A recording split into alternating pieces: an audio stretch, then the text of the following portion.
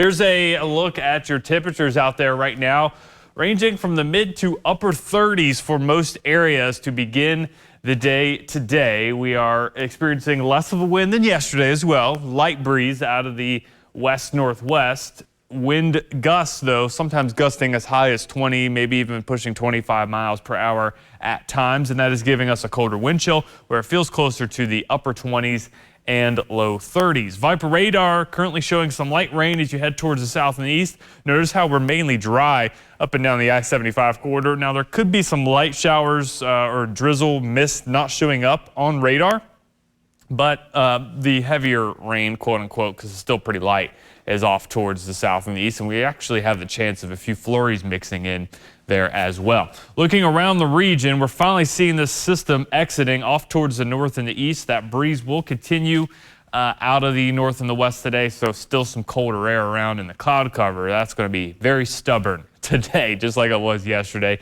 Maybe a few peaks of sunshine by the afternoon, a couple light showers, possibly a lot right along the I-64 corridor by lunchtime. That shower chance does move east by the afternoon. Again, upper 40s, maybe some areas reaching the low 50s. Tomorrow morning, though, it will be cold, upper 20s, low 30s to begin the day.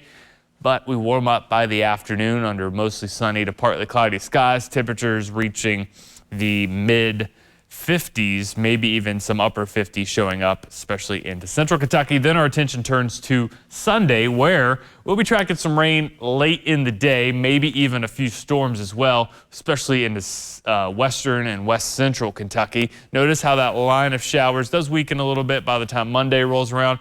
3 o'clock Monday is an important time frame because that's when we're going to be experiencing the peak of the solar eclipse for our area. Remember, the path of totality is still to our north and our west, so you're going to have to do some traveling if you want to get in that 100% zone.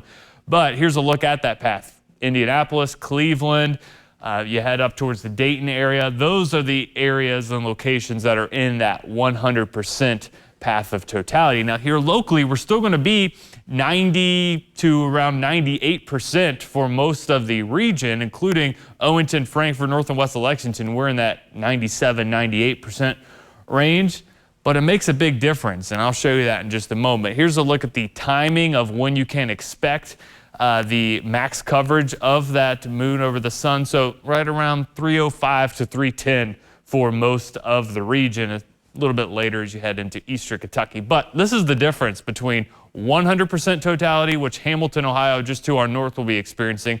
Notice that corona that you'll be seeing with the sun. That is going to look spectacular. I'm heading up to the path of totality, so fingers crossed that we get some sunnier skies. But Mason, Ohio, at 99.9% coverage, looks completely different, right? You're still going to see the skies darken a little bit, but it makes a world of difference between that 0.1% difference. Make sure also you are wearing those glasses for the entirety of the event because we're not reaching that 100% totality here locally as well. For today, few showers into eastern Kentucky. Chilly, temperatures only reaching the upper 40s. Tonight, we're going to fall into the upper 20s, low 30s with that frost and freeze likely. First time this year we've had the frost and freeze alerts out, and that is because the growing season has begun. So if you have any of those sensitive plants, sensitive vegetation out there, make sure you're covering those up or bringing them in. Sunday afternoon and evening, chance of rain. Some cloud cover sticks around for the solar eclipse on Monday. Rain chances increase by the middle of next week.